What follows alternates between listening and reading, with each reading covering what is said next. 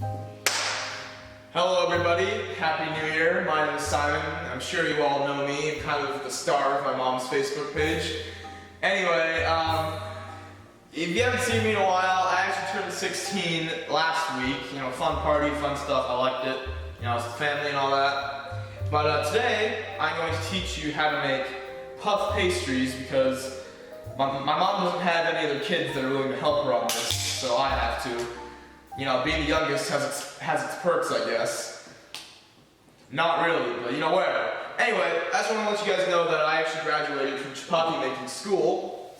And, you know, right now we're not going to make chapatis. We're not going to make chapatis, right? Chapatis are, no, they're a 2016 thing. We're going to make puff pastries 2017. They're going to be great. And they're so great, actually, that you're going to, you know, I'm sure you all made New Year's resolutions, you know, eat healthier, you know, take out your carbs.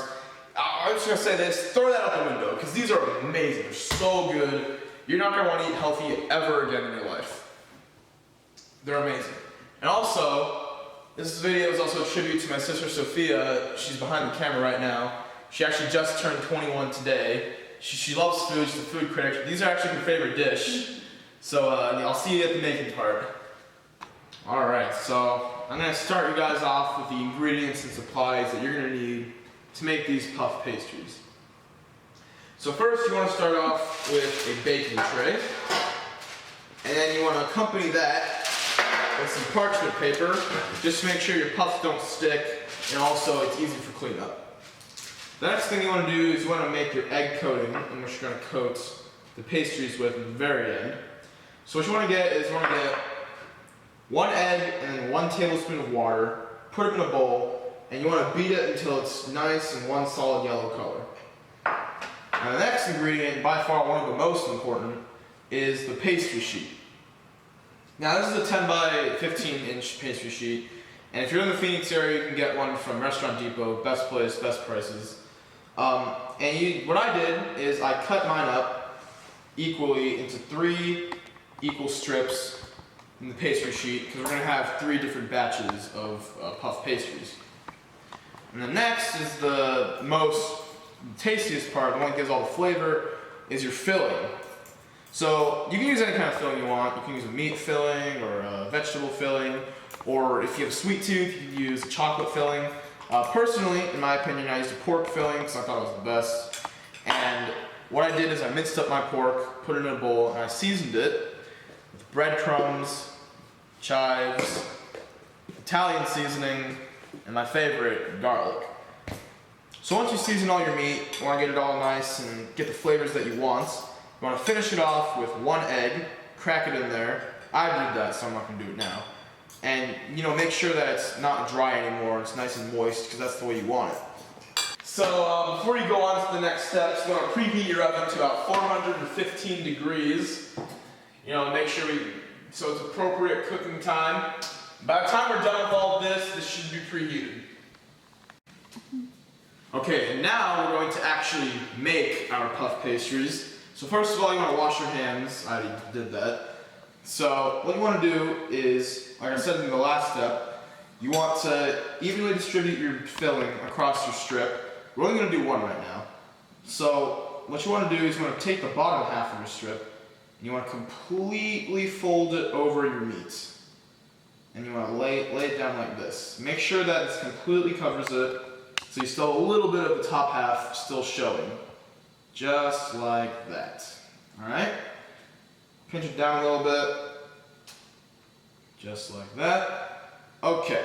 Next what you want to do is take the top half, and you want to roll it over, or pinch it over. And you want to pinch the dough to make sure that it all stays secure and tight, and so that nothing falls apart. So initially, you just fold it over, and then you start pinching it to make sure that everything stays in place. Pinch, pinch, pinch. You might need to do this a few times just to make sure that it stays together, because the last thing you want is having this thing fall apart. So as you can see, that just came apart one more time. So we're just going to keep just extending that, stretching it a little bit, to make sure that it's nice and good. So do that. Okay, almost done. Okay, that should be good. Now next what I want to do is I want to just flip it over, just roll it, have it like that. And now here's when we separate each one. So I think you should do about 1.5 inches, so about right there. And you just want to make nice, one clean surgical cut. That's going to be one puff. And same length, and just make one more cut. And you want to do that across the whole thing. So we're just going to keep going, keep making the same size cut. Keep doing that across, just like this. Just one clean cut, nothing crazy. And I like to use one of my puffs as an example to see, how far I should go or how short it is, just to make sure that they all stay the same size. Just like that. And one more. There you go. Okay. The next thing you want to do is, if the camera person could come over here. Well, actually, no, I'll just bring this here. So next, I already cut up one batch, just so it's a lot faster. Once you cut it up, you want to evenly distribute it. That's not very even, so I'm just going to add one more. But I want to evenly distribute it about, I'd say, like 1 inch away from each other. Each puff on your tray. This is the last step before you put it in the oven. Is you want to coat each one with the egg coating that we made a while back. This should have been the first thing we made, actually. So you just want to dip it in, take any of the excess egg off, and just brush. One stroke. That's all you want. Just one stroke. You want to do it for each one. So brush off the extra egg, and one stroke. Brush it off. One stroke. Dip it. Brush off. One stroke. You don't want to have too much because it's going to end up burning it, and you don't want any burnt puffs, do you? If you put too little, you're not going to get that golden brown color you want. So just that. One right there, and last one across. There you go. Okay. So that is basically how you're going to make your puffs. I only made this batch because I was kind of thinking of time right now.